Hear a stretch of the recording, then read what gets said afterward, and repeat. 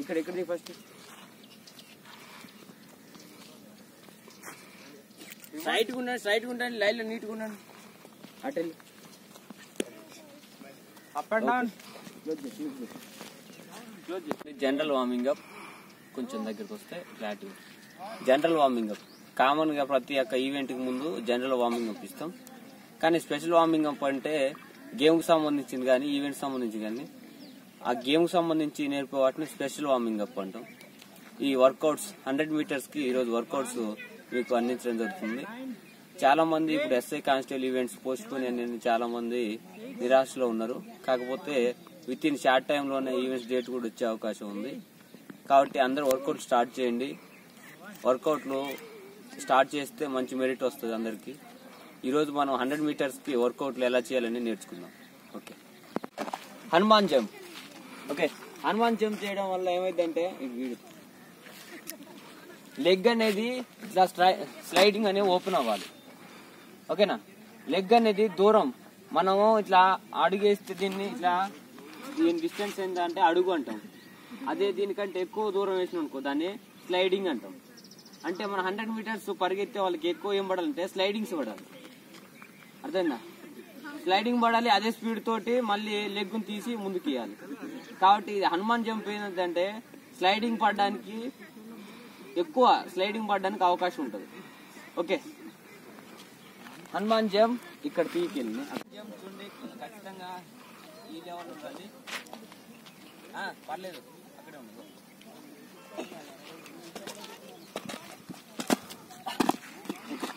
Ready hot పుజ్జు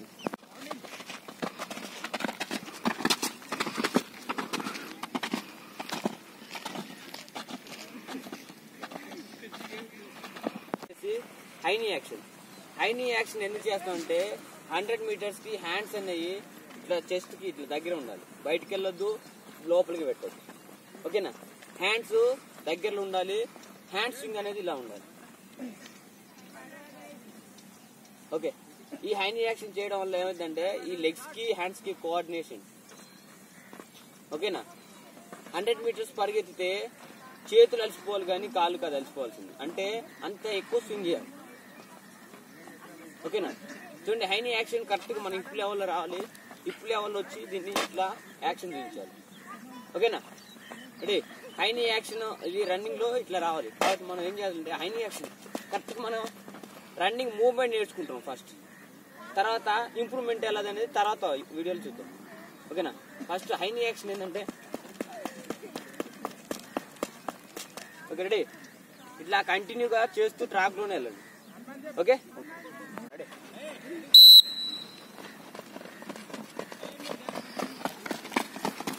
మళ్ళీ ముందుకి body.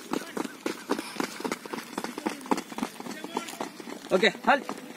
కానీ మనం చేయాల్సిన పని ఏంటంటే లెగ్ సీజరింగ్. లెగ్ అనేది మనకి ఎప్పుడు ఫుట్బాల్ ప్లేయర్స్ కానీ వాళ్ళకి లెగ్ అనేది ఇది ఓపెన్ అవ్వాలి. అర్థమైందా? అంటే మనం హైనీ యాక్షన్ లెగ్ సీజరింగ్ చేయాలి. అర్థమైందా? Straight to left, straight left, straight.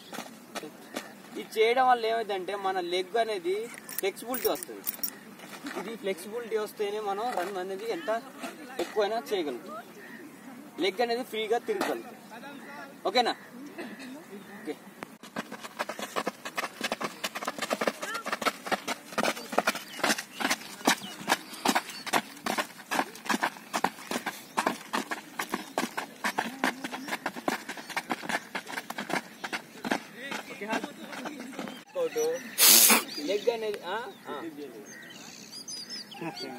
Leg అనేది కంప్లీట్ గా ఇట్లా ఓపెన్ చేసేయాలి.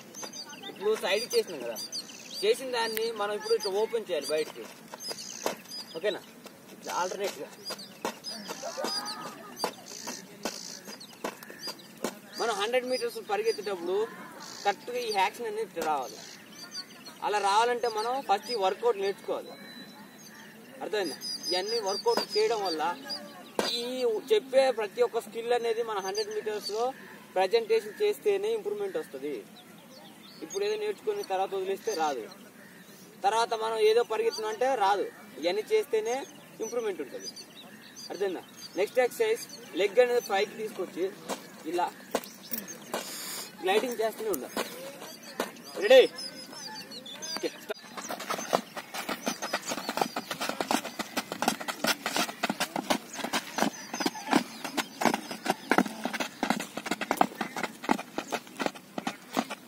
Okay.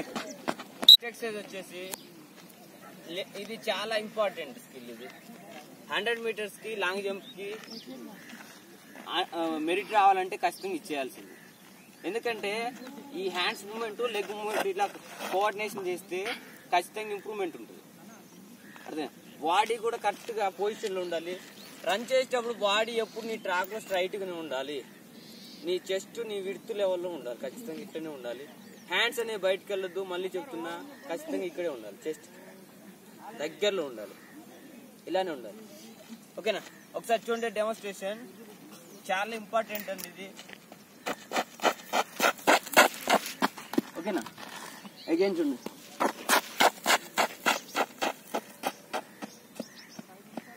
Okay ready?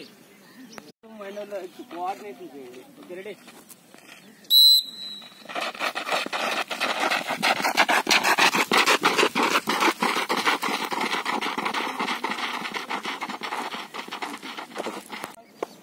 Okay, last exercise boundings. ఓకేనా? ఇది హై జంప్ కి లాంగ్ జంప్ కి 100 మీటర్స్ కి మూడింటికి యూజ్ అవుతుంది. ఓకేనా? ఏంటంటే నీ టోస్ మీద టేక్ ఆఫ్ తీసుకోవాలి. 100 మీటర్స్ కూడా టోస్ మీదనే వస్తుంది. ఓకే, బౌండింగ్స్.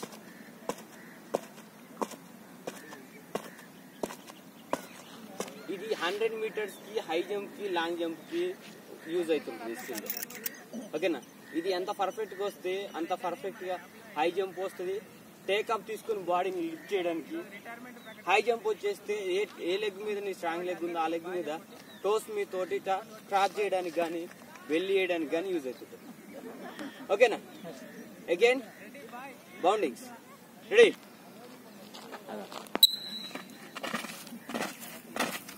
స్లో.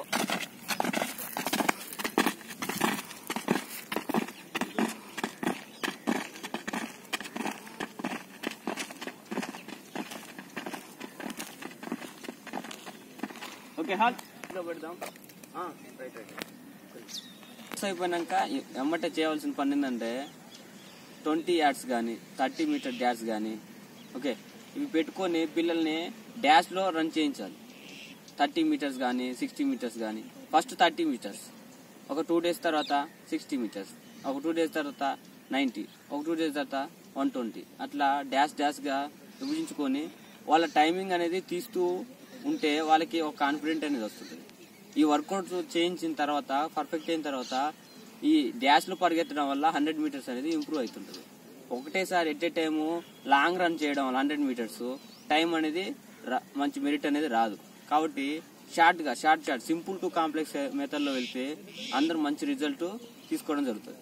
ఓకే, ఈ 30 మీటర్ డాష్ అనేది ఒకసారి రన్ ప్రాక్టికల్ గా చూద్దాం. ఓకే, 30 మీటర్ డాష్ అనేది ఖచ్చితంగా సిట్టింగ్ పొజిషన్ లో కూర్చొని సెట్ పొజిషన్ లో ఖచ్చితంగా మన హ్యాండ్స్ రివర్స్ కప్ షేప్ లో పెట్టాలి.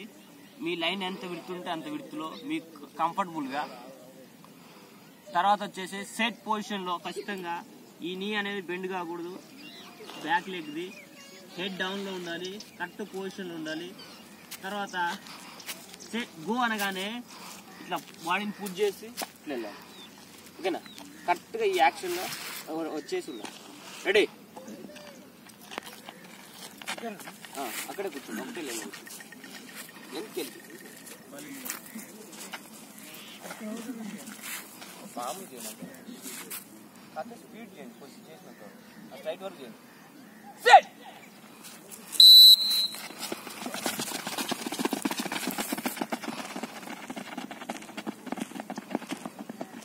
ఇలా స్టార్టింగ్ నుంచి ఎండింగ్ దాకా ఈ వర్కౌట్లు కంప్లీట్గా చేస్తుంటే మీకు ఖచ్చితంగా మెరిట్ అనేది వస్తుంది. Okay, thank you one and all. My name is Guruvaiah, PET athletics coach in GMR PTC. Okay, thank you and all. Thank you.